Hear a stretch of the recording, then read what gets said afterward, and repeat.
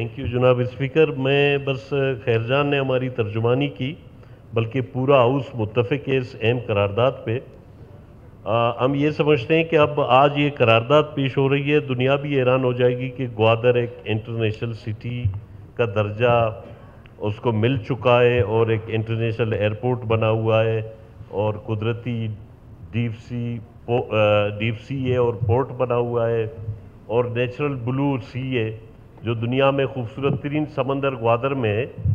تو آج بھی وہ اگر میونسپل کمیٹی پہ مشتمل ہے تو یہ ایک کویسچن مارک ہے.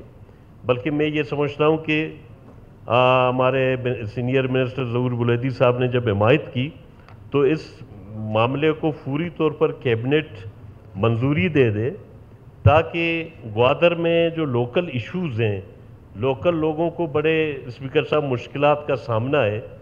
اصغر ترین صاحب کی سربراہی میں ہم نے وزٹ کیا تھا، بلکہ ہم پیدل سارے اولڈ گوادر، مولا فاضل چوک، بازار، یہ ساری چیزیں ہم گھومے. تو گلیوں میں مطلب سیوریج کا کوئی سسٹم نہیں، ڈرینیج سسٹم نہیں ہے، بارش ہوتی ہے مہینوں مہینوں پانی وہاں پہ کھڑا ہے.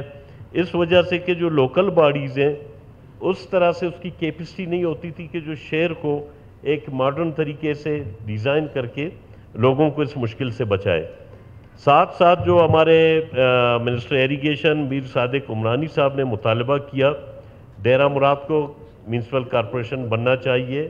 ہم دونوں تجاویز کی حمایت کرتے ہیں. گرین بیلٹ ہے بلوچستان کا، وہاں سے بھی ریونیو جنریٹ ہوتی ہے اور گوادر بھی ہمارے ماتے کا جھومر ہے اس ملک کے اور صوبے کا، جہاں مستقبل کا ہانگ کانگ یا آپ بولتے ہو کہ مطلب انٹرنیشنل ایک سٹی کا روپ دھارے گا.